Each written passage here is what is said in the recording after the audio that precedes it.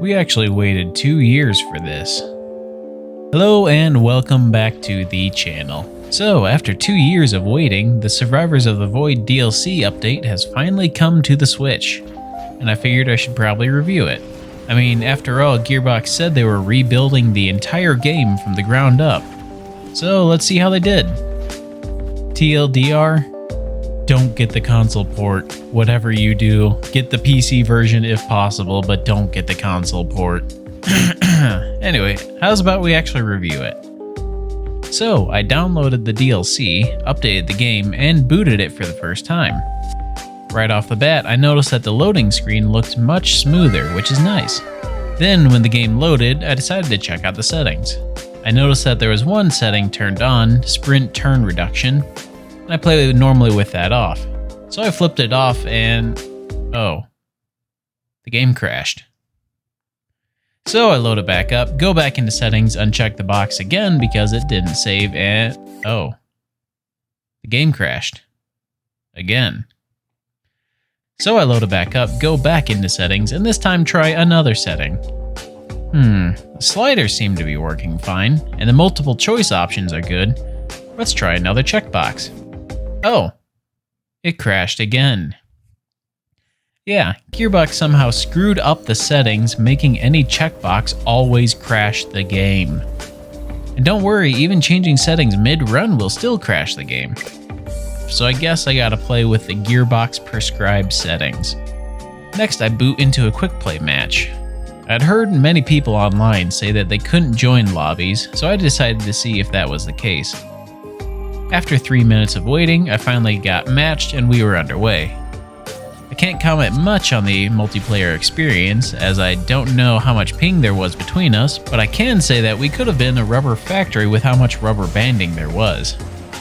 Also, Genesis Loop would occasionally get stuck with a big bubble around my partner, so that was nice.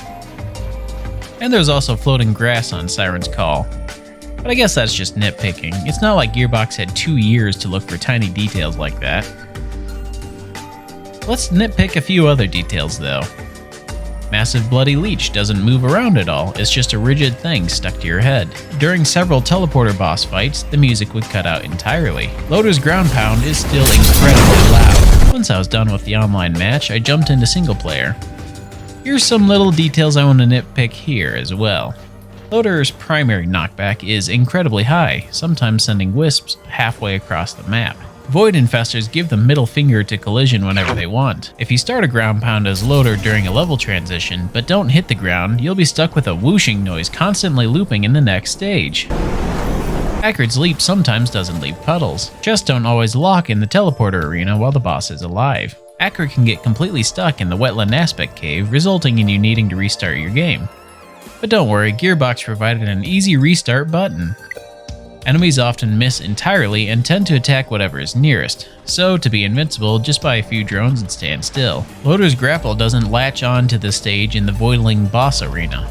But maybe I'm just nitpicking. I mean, it's not like this was developed by a massive, well-funded company who had no definitive deadline to hit and multiple years to do this.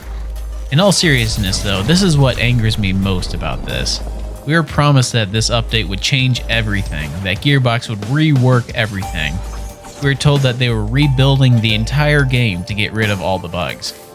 Instead of a reworked game with all bugs fixed, we get a glitchy, buggy, unpleasant experience that is arguably worse than what we had before.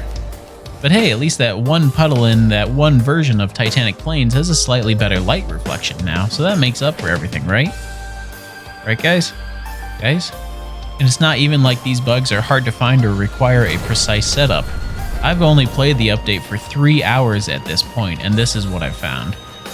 And honestly, I strongly recommend anyone looking to pick up this game either get the PC version or get Risk of Rain 1 or Risk of Rain Returns. I haven't played the new game yet, but I've heard it's a banger.